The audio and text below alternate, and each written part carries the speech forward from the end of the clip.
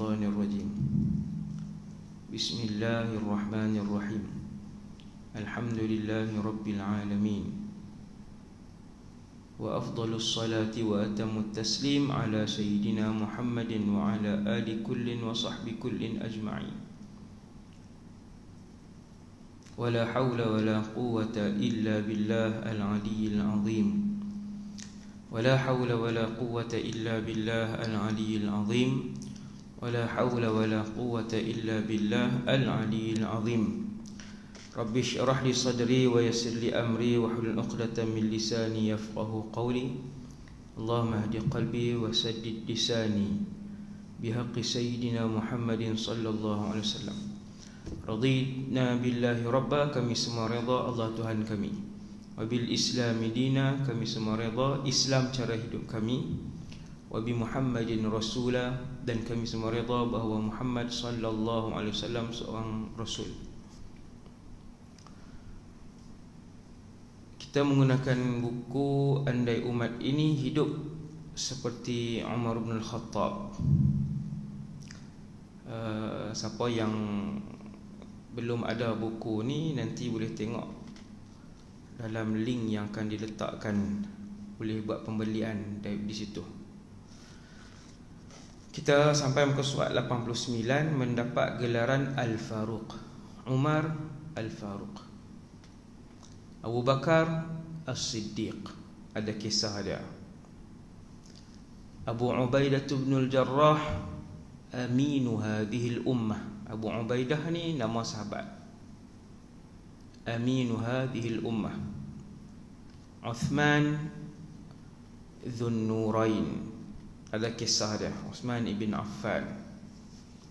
Ali karramallahu wajhah wa alaihi salam wa radhiyallahu anhu, gelaran Abu Turab. Umar ibn Al-Khattab, orang pertama mendapat gelaran Amirul Mukminin dan Al-Faruq, iaitu yang membezakan. Al-Imam Mujahid, seorang ulama besar, dalam tafsir dia, Mujahid ibn Jabr, disebut bahawa Al-Faruq bermaksud orang yang membezakan kebenaran dan kebatilan dengan jelas. Dengan jelas. Lepas masuk Islam, Nabi di Mekah menyebarkan Islam 13 tahun.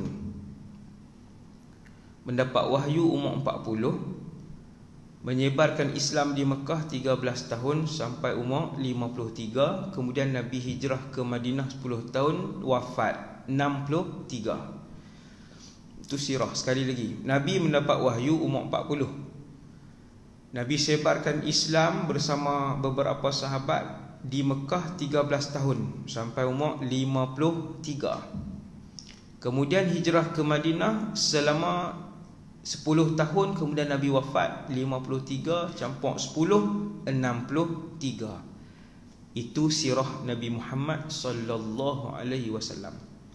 Satu maklumat pun cukuplah untuk tuan-tuan kongsi dengan ahli keluarga, anak-anak. Kemudian di Mekah 13 tahun ada dua fasa. Fasa dakwah sirriyah dan yang kedua fasa dakwah jahriyah. Dakwah sirriyah iaitu bermaksud dakwah secara rahsia, senyap-senyap selama 3 tahun. Kemudian dakwah terang-terangan selama 10 tahun, 13 tahun. Bila Sayyidina Umar masuk Islam, dia kata, ya Rasulullah, alasna ala haq, bukankah kita ni berada pada jalan yang benar? Nabi kata, bala, bahkan. Alaisu ala batil, bukankah mereka yang tidak Islam itu dalam jalan yang batil, mereka salah? Menurut Allah dan Rasulnya mereka berada pada jalan yang salah? Nabi kata, ya. Nabi kata, ya. Ya Rasulullah, mengapa kita mesti berdakwah secara rahsia? Wahai pesuruh Allah, jom kita keluar, kita isytiharkan perjuangan ini. Perjuangan ini maksudnya bagi tahu ke orang dalam dunia ini ada agama Islam. Ni dakwah kita, termasuk kita semua orang Islam, kena bagi tahu ke orang. Sayyidina Umar ajak Rasulullah, jom kita bagi tahu secara terang-terangan bahawa agama ini adalah agama Islam yang mesti diikut, bahawa tiada Tuhan yang berhak semua orang sembah melainkan Allah. Maka Nabi pun setuju. Tuan-tuan tengok, Nabi setuju. Kemudian mereka pun keluar pada hari itu mengisytiharkan secara terang-terangan. Bermula daripada hari itulah, selepas juga turun wahyu, fasda' bima tu'mar wa a'rid 'anil musyrikin. Dan selepas tu Allah Ta'ala turun wahyu untuk Nabi menjaharkan, iaitu mengisytiharkan perjuangan Nabi nak bagi tahu umat manusia tentang Islam, tentang adanya Allah, tentang hanya menyembah Allah dan lain-lain. Kemudian mereka keluar di kota Mekah tu, dua kumpulan orang Islam berpecah. Dua kumpulan, satu kumpulan dipimpin oleh Sayyidina Umar ibn Khattab, satu lagi kumpulan dipimpin oleh Sayyidina Hamzah ibn Abdul Muttalib. Dua orang yang paling digeruni di kota Mekah. Ada lagi panglima lain, ada Khalid bin Walid, tapi tak masuk Islam lagi. Ada lagi beberapa panglima lain di kota Mekah yang tak Islam. Ada Amr bin al-As. Kemudian dua panglima gagah ni, mereka yang pimpin. Ketika dua orang panglima ni pimpin orang Islam yang sikit ni keluar di bumi Mekah, bagi tahu kata kami semua Islam dan sebagainya. Ini adalah dakwah untuk ajak semua orang kembali kepada pencipta alam, iaitu Allah. Tidak ada seorang pun yang berani disentuh. Ketika itu di kalangan orang Islam lah, tak ada siapa berani menyakitkan orang Islam ketika itu. Sebab di depan sekali Abu Bakar, satu lagi kumpulan di depan sekali adalah Sayyidina Umar. Nabi suka dengan cadangan Sayyidina Umar, Nabi berbangga dengan Sayyidina Umar. Nabi kata, Nabi memberikan gelaran Al-Faruq, iaitu yang membezakan di antara kebenaran dan kebatilan. Habis muka surat 89 yang tu. Kemudian muka surat 90,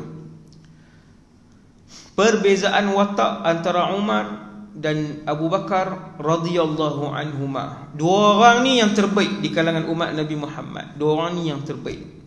Apa yang berlaku di antara dua orang ni? Adakah sama? Cara hidup mereka sama? Cara berfikir mereka adakah sama? Latar belakang pendidikan mereka adakah sama? Kelebihan dan keistimewaan mereka adakah sama?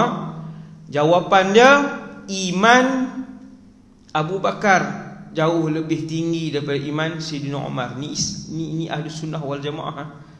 Kita punya pegangan begini. Jangan jadi Syiah. Syiah sebahagiannya mengkafirkan Abu Bakar dan Umar. Bagi agama Syiah, ajaran Syiah, dua orang yang paling celaka di kalangan umat Nabi Muhammad adalah Abu Bakar nombor satu, yang paling celaka nombor dua Umar. Wal'iyadzubillah. Ingatlah, Syiah ni senang sikit nak beza dengan kita. Senang, sebab perbezaan dia sangat besar. Perbezaan dia sangat besar, iaitu kita punya pegangan Abu Bakar adalah manusia pertama di kalangan umat Nabi Muhammad, paling mulia. Umar yang kedua. Syiah terbalik terus, sangat berbeza. Yang susah ialah ajaran-ajaran sesat dan yang menyeleweng dalam Islam ni, yang mengaku Abu Bakar dan Umar juga adalah yang terhebat.